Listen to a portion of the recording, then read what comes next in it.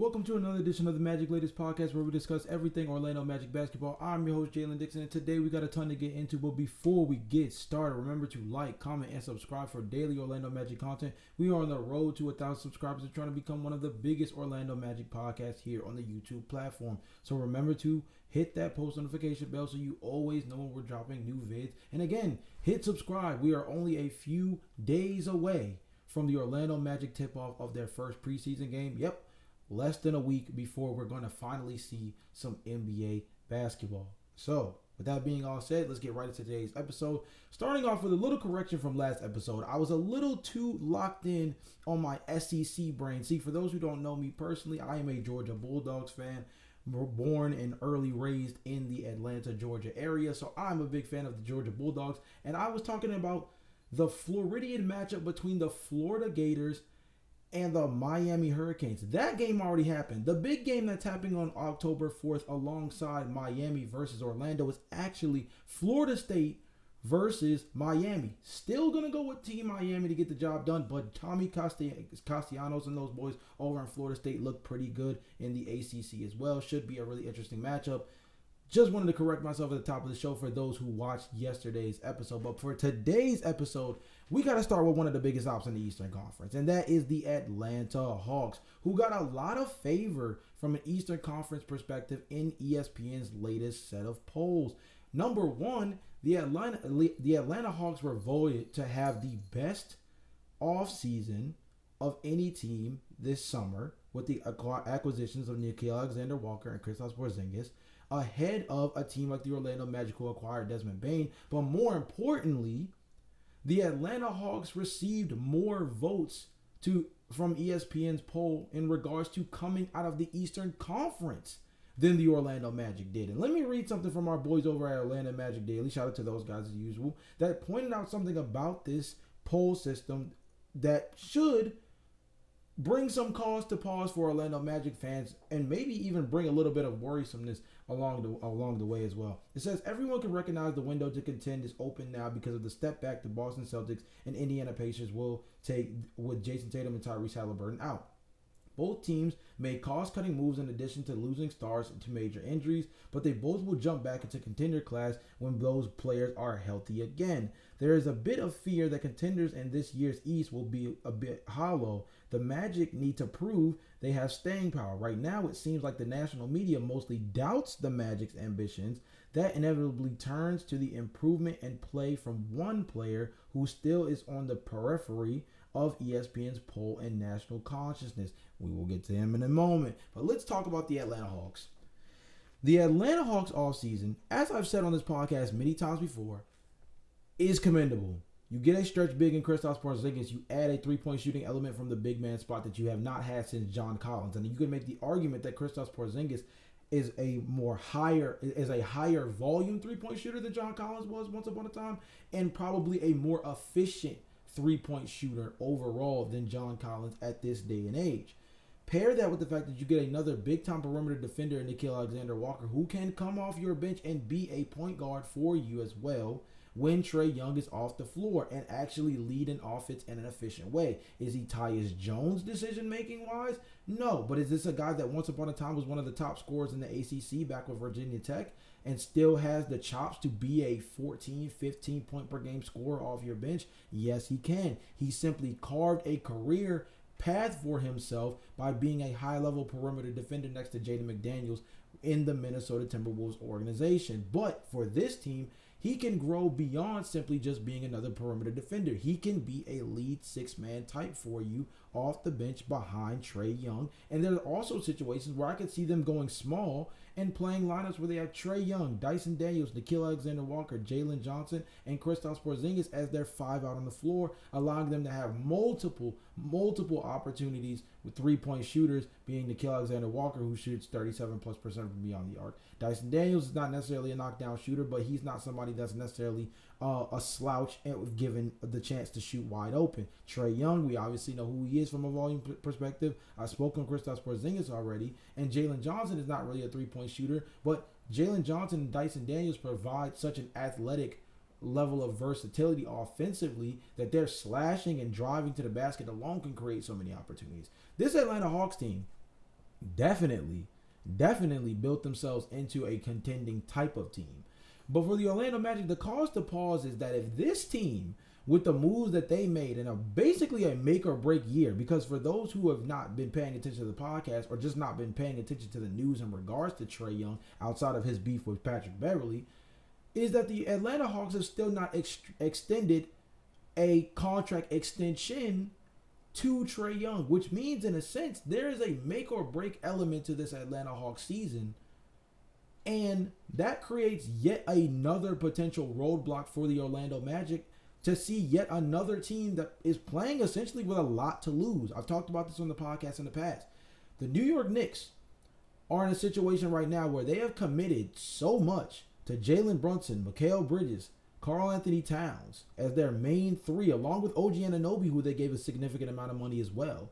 That team financially is very locked into what they have, and the best part about their situation is simply that they have a handful of draft picks that can help them facilitate a trade if they, for any reason, want it to get inexpensive or at least want it to become a little bit more cap fluent in terms of not just getting free agents, but actually just being able to have any kind of real operating cap space to begin with.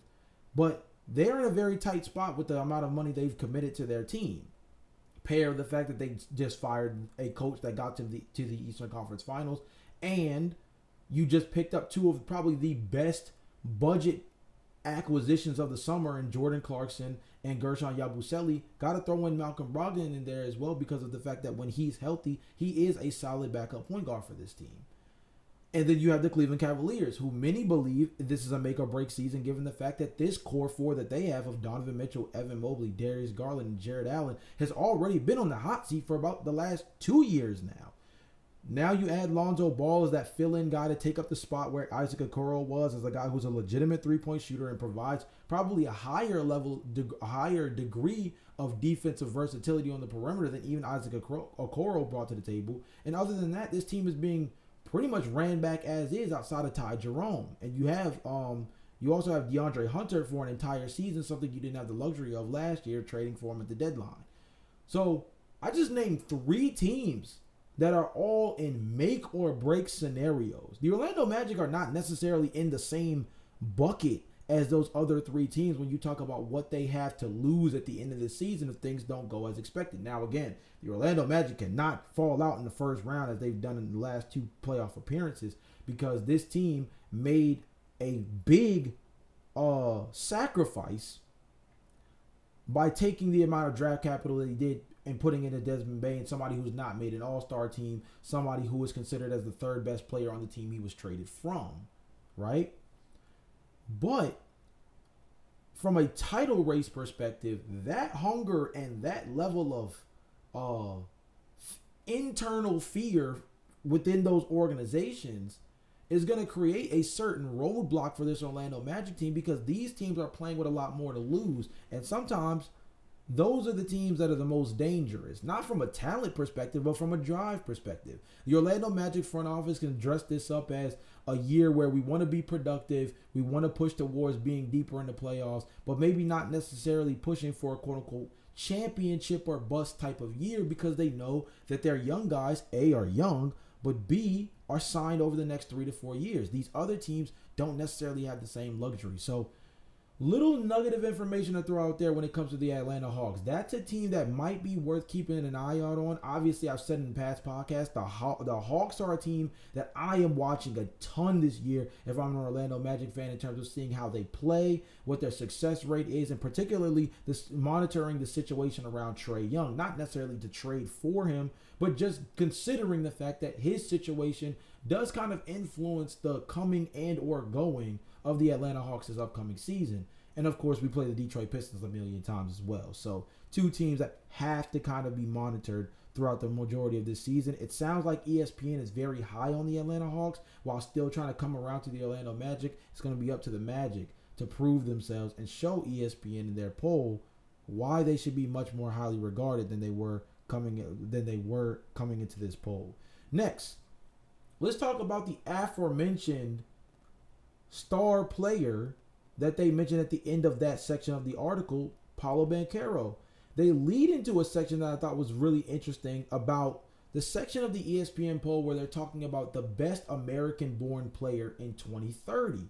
And of course, the guy who led the charge on the list was Anthony Edwards, a guy who's already regarded as a top 10 player, top 14, top 15 player in the NBA as we speak already. And some would argue maybe even higher than that, given his positional value at the two guard position, but his ability to scale up and down as a lead point guard and or big enough to play your small forward position. A guy who is well deserving of being crowned as that guy right now. I've always called him, or at least I've called him over the last 2 to 3 years, the OG Slayer with what he's been able to do in the postseason against some of the more well-seasoned NBA All-Stars and All-NBA guys that we have in this league, the Steph Currys, the LeBron James, Anthony Davis, and so on and so forth.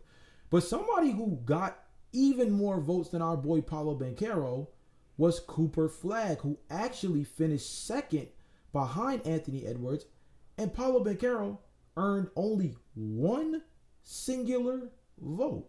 Now I'm going to read what Orlando Magic Daily had to say about this, saying, Banchero is a bigger presence than these give credit. Banchero will need to answer some of his critics. He will need to become more efficient and have a clear impact on winning for those who do not watch a lot of the Magic. The Magic need to be in the spotlight more for him to get seen. As important as anything else, for this project to work, Banchero needs to be considered one of the very best players in the league. That might be the glass ceiling the Magic need to crack. It all leads to the big conclusion here. The Magic need to win to get the attention they deserve, and that is what this summer has set them up for. There are still questions and doubts surrounding the Magic team. They still have a lot to prove. That is what this season will be about. They need to prove they are a championship contender, particularly with their growing payroll. Orlando will be out to prove they will be part of the bigger picture and bigger story. And that goes back to what I was saying about these other hungry teams. This is the bulletin board material. Cooper Flagg, who hasn't dribbled a basketball on an NBA floor officially, because Summer League doesn't count, already is receiving more hype than Paolo Banchero, a well-touted former first-round pick, first overall pick, similar to Cooper Flagg, but did not receive the same level of flowers as some of his past Duke, alumni. The Zion Williamsons, Cooper Flagg, those guys, even Jason Tatum, those guys received much more love coming out of their initial draft class than Paolo Banchero has and did at that time. And Paolo Banchero individually is a guy who I think on a bigger platform would be viewed as a much more valuable and much more talented player than I feel like he's discussed in the national media space. That goes back to something we talked about earlier in the summer about the Magic only playing, I believe it was 7 nationally televised games last season, and that bumping up to 14 this year. That's the kind of progress, and granted, doubling just to 14 might not sound like a lot, but when 14 of your 82 games are nationally televised, it's slowly but surely putting yourself in the position to start being seen by the national media in a light where not only are you now on the biggest stage, but you're facing typically some of the best competition in those situations, which also gives you a chance to show others how you stack up against some of the better ones in the NBA, right? So things like this list, the Atlanta Hawks being voted as more likely to come out of the Eastern Conference than the Orlando Magic, the fact that people believe that Cooper Flagg will be the better, more American-born player than Paolo Banchero 5 years from now. These are the bulletin board materials that you have to put up if you're Jamal Mosley when you're looking at this team. Because again, there's two sides to this coin. I talked about it on a past podcast that you could get too big for your britches. You could look at what you did this summer and look at how everybody's vaulting you as the third best team in the Eastern Conference behind the New York Knicks and the Cleveland Cavaliers, just basically based off of what your starting 5 rotation is, adding Desmond Bane to the fray with a healthy Jalen Suggs, Paolo Banchero, Franz Wagner, and hopefully an improved Wendell Carter Jr. at the center spot. Many would say that this is the third best team, and some could start to drink the Kool-Aid behind that. The other side of it is situations like this where the national media still, despite the hype train coming from one direction, there's that opposite direction that still has their skepticism, still has that fear that this team isn't what the on paper talent reflects. This is a team that people still are asking, can they win big games? This is a team where people are still asking, will the inefficiencies of Paulo Banchero as a shooter from the floor hurt this team long term in terms of being able to play meaningful basketball into the summer, right? Talking about playing deeper than just April and May. We're talking about playing all the way up until the NBA championship, right? We're talking about getting to a point into a deep April and May, where we're talking about being in a position to play for championships. And the lack of belief in this team with the progression they've had every single season under Jamal Mosley, paired with this big move that they made for Desmond Bane and bringing in Tyus Jones, who I think is going to be a very valuable piece for them as well, let them doubt you. Let them doubt you and use that as bulletin board material, because a lot of these other Eastern Conference teams, despite what happened with the Indiana Pacers, despite what happened with the Boston Celtics, despite the fact that nobody knows what the heck is going on with the Philadelphia 76ers, despite the fact that nobody knows what the long-term future of a guy like Giannis Antetokounmpo is, given the fact that his roster he has right now is about as good as it's going to get, and his second best player is Miles Turner, which is no disrespect to Miles Turner, but it's not necessarily a guy you're putting the ball in his hands to help you create offense outside of Giannis Antetokounmpo. Let's be honest, right? So there's a lot of teams with questions in the Eastern Conference, but there's also a lot of teams playing for a lot to lose.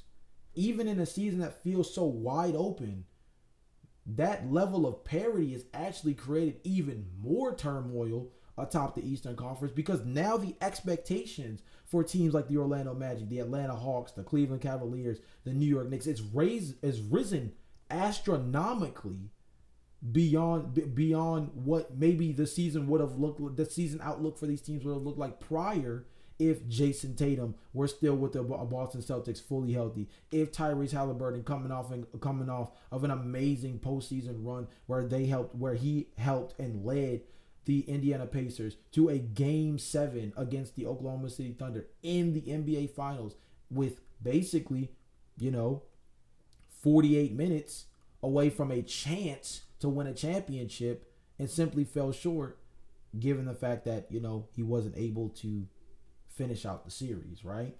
So, all that being said, Paolo Banchero can continue to be slept on in these situations. He can continue to get slept on. I'll tell you something a little bit later on when we get to the ESPN Top 100. They want to sleep on Paolo Banchero. But I also think that the national media understands that you can't close both eyes. I think they may be sleeping on the Orlando Magic, but a good handful of people are already understanding where the Orlando Magic are starting to move towards, and others are sleeping with one eye open, because I think they know that if the Orlando Magic come out swinging this season, and some of the things that have been discussed over the past 2 years, particularly relating to their three-point shooting and needing another perimeter shot creator, which they were able to sign this summer, which they were able to bring in this summer, do truly get addressed, this is a team that people are going to have to worry about in the Eastern Conference. And I think the national media wants to get that, but I think some of them are just not ready to fully jump on that ship just yet. But we'll get to that a little bit later, because I think some of them are already starting to see the vision. Let's move to something I thought was really important, which was an interview where Desmond Bane spoke on wanting to hit a certain milestone this season that not only is impactful for him, but is impactful to what the Orlando Magic are trying to do this upcoming season. I want to read something from NBAanalysis.net. Shout out to those guys. They do great work over there if you're looking for a little bit more of a deep dive element for things like just statistical information, both players and team related, but that's neither here nor there. It says his three-point shooting ability addresses a glaring need, as he averaged 6.1 attempts per game from beyond the arc with 39.2% accuracy last season. Let me scroll down to what he actually said when he was speaking on I believe he's on a podcast, and he said, yeah, I think that's the goal. When he was addressing wanting to beat his previous career high of 8.6 three-point attempts per game, which I believe was a season or two ago. He says, yeah, I think that's the goal. We've been playing and scrimmaging over the last 2 weeks, and it's very apparent that they want that from me. He says, they want me to shoot threes. They want me to be aggressive, score the ball, and play make. So every time I turn down a shot or they feel like I can get a shot off, they're letting me know about it. So I think that they'll definitely be at a career high. I think they'll definitely be at career numbers as far as attempts go. So, why is that important? Why is that important? Attempts per game. Why is that important? Volume. Volume. That is going to be the biggest thing that turns around this Orlando Magic team this season. Is becoming more of a threat from beyond the arc. Yes, they shot below 30% from beyond the arc as a team last season. So accuracy, very important. But volume is what's going to force teams to have to really commit to guarding the 3-point line against the Orlando Magic this upcoming season. I want to spell something out to you guys really quickly. The Orlando Magic last season were 24th in the NBA in 3-point attempts, tied with the Detroit Pistons at 35.1 3-point attempts per game. Let's read out who the top 10 3-point shooting teams in the league were, right? Now, some of them questionable. Others, common theme. At number 1, the Boston Celtics blew everybody out of the water, 47.2 attempts per game. Next, Chicago Bulls. Questionable, but a lot of that is backed by the fact that this team played at a much faster pace, and their points per possession were one of those things that you had to watch because they played in a very fast break heavy system with Josh Giddey pushing the ball, Kobe White playing fast, Ayo Dosunmu playing fast. When they reinstated Matas Buzelis into the starting lineup, that also helped speed this team up a lot. And so 3-pointers kind of come in transition a lot more in today's NBA because the trailer 3 is king. And guys like Nikola Vucevic were hitting 40% from beyond the arc last year, so that type of stuff was permitted. Next, the Golden State Warriors. Understandable. You have Steph freaking Curry. The Cleveland Cavaliers, one of the most lethal 3-point shooting teams from an efficiency standpoint last season. Ironically, the Utah Jazz, a team that I think because of the amount of guard play they have on that team, or at least what they had on that team as of last year, and still kind of do to a lesser degree this year, 3-pointers kind of came by a high margin. The San Antonio Spurs, a lot of that was backed by the fact that Victor Wembanyama was taking about, I believe, 7 to 8 3-point attempts per game when he was healthy. This was a team that was definitely trying to get him up. The Minnesota Timberwolves, 39.4. Anthony Edwards was the driver of that as a guy that led the league in 3-point attempts, 3-point makes, and I believe was right there with a lot of players for 3-point percentage as well. The Brooklyn Nets at 8, Washington at 9, Charlotte at 10. Here's what I'm saying. Here's what's important about that. Volume is something that puts you in a position to force the defense to have to guard you a certain type of way. For many, they would think the theme was, oh, Boston, Golden State, Cleveland, Minnesota, 4 teams all considered as championship level contenders last year. You would be right? 4 of the top 10 teams in the league were all 4 teams that were highly regarded as potential NBA championship caliber teams, particularly the Boston Celtics, and I would also say the Cleveland Cavaliers, who both occupy the top 5. Golden State is number 3, so 3 of the top 5 teams all are there. I would also say on a different level, Chicago, Utah, Brooklyn, Washington, Charlotte, playing faster was one of the biggest elements that those teams implemented last season. If you go back and look, the pace of play for some of these younger teams, Chicago, Utah, Brooklyn, Washington, Charlotte, pace of play was something that was huge for these teams last year.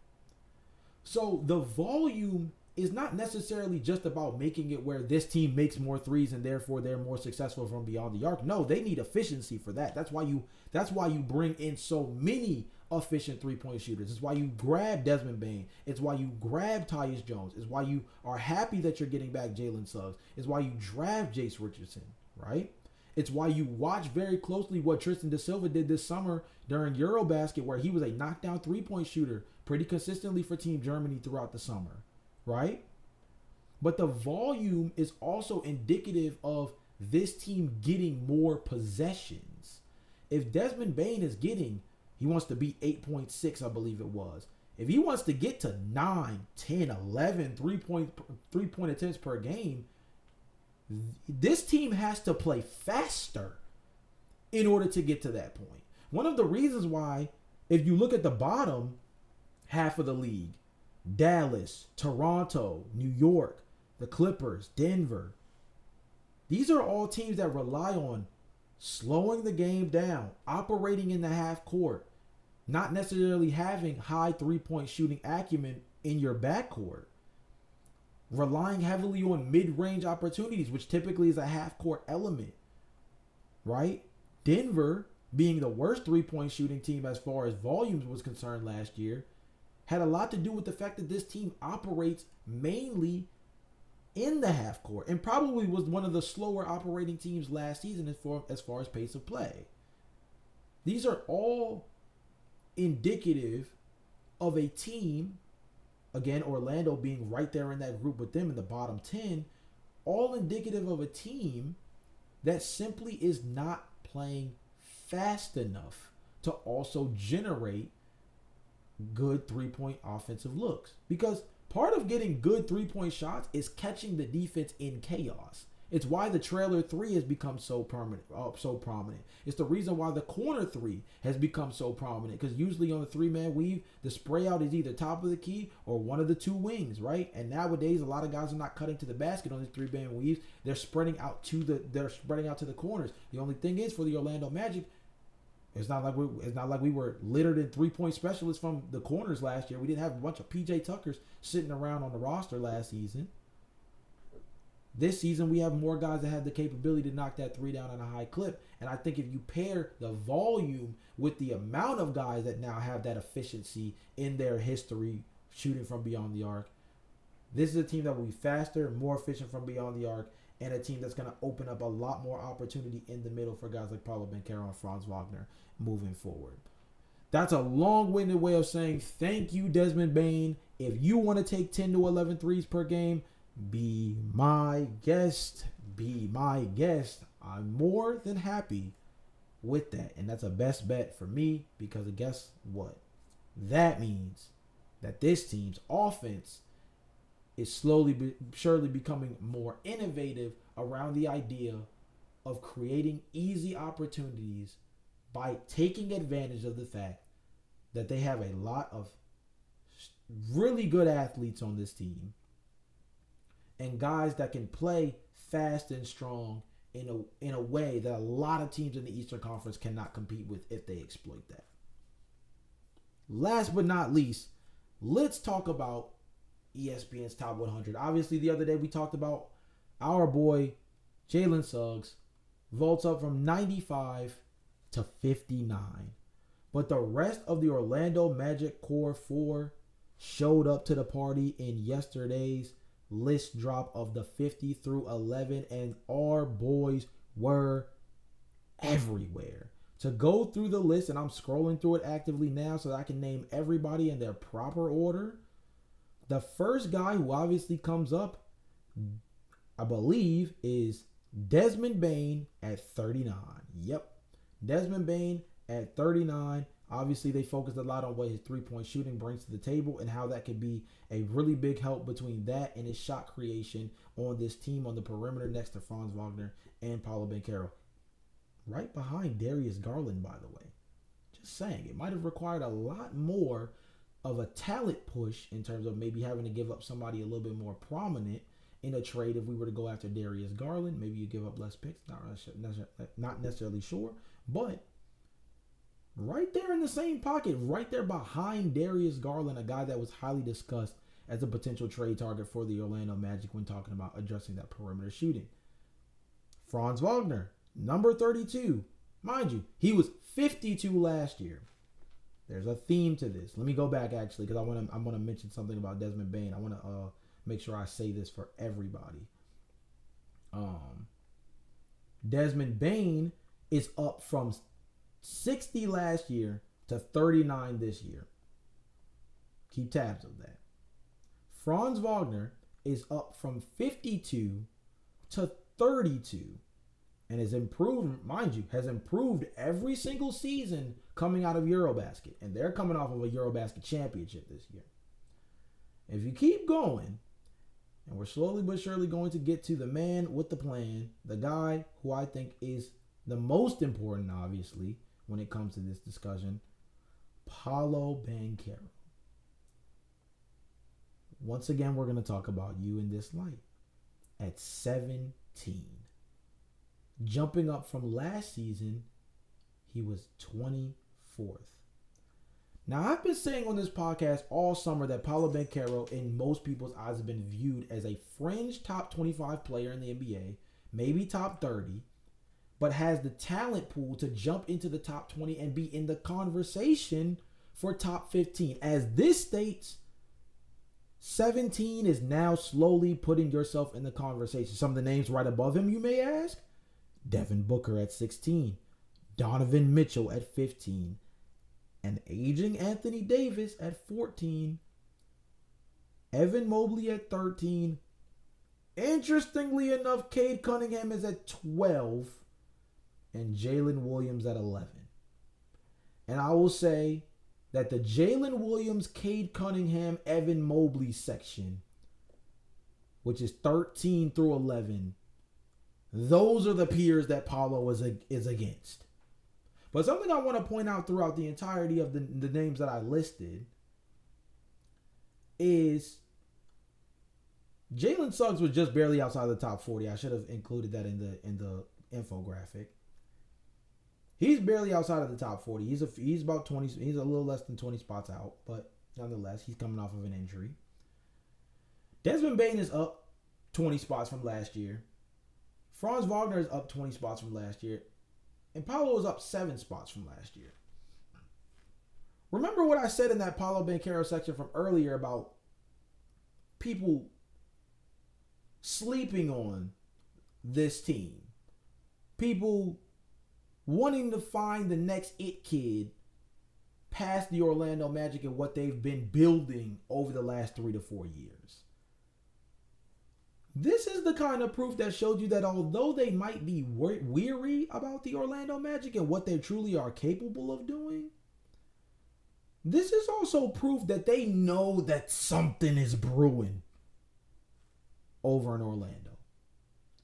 Paolo Banchero at 17, when he's that significantly far behind guys like Jalen Williams and Cade Cunningham and Evan Mobley. Don't get me wrong, Evan Mobley's coming off of a DPOY season. Cade Cunningham just had his best year career-wise in the NBA, not just from a personal perspective, but from a team success perspective. Jalen Williams obviously was the second best player on a team that just won the championship. I'll give them their flowers for where they're coming from. But Paolo Banchero is a guy that if he's only a handful of spots behind those guys with his lack of success there, be it so far in the NBA from a team success perspective, as a one-time All-Star with a chance to obviously make it again and a real good chance to be in the All-NBA conversation this year, this is a guy that if they're slotting him at 17 right now, he calmly could place himself in the top 15 by next year. Hands down. So let that sink in, because I've been saying all summer that Paolo Banchero is going to play himself into the conversation of being a top 15 player, because I believe that coming into this year, he was already a fringe guy within that ranking as it was, and it seems ESPN is right there with me. That Paolo Banchero is right there on the outside of the club, standing at the window, and he sees the guys he has to have targeted. He sees the Jalen Williams, he sees the Cade Cunningham, he sees the Evan Mobleys. That's in his sights. And it's going to just take a what have you done for me lately season like this one, where the Orlando Magic put together a 50-win season, get past the first round, make real noise in the second round, maybe even get to the ECF, where it's like, okay, wait a minute. All this team needed was some three-point shooting around Paolo Banchero, and they're a whole nother animal. Just that in mind. Between the ESPN poll, the ESPN Top 100, all of it has a great mixture of pessimism around what the Orlando Magic have been and optimism around what they know the Orlando Magic are capable of becoming. And that's the beauty of these type of lists, because it leaves this vague middle portion that you have to ask yourself, who are they? Who truly are they within all of it? My belief is that this ESPN Top 100 is actually a better representation of exactly who this team is. Of course, we won't know that for sure until we see them on the floor.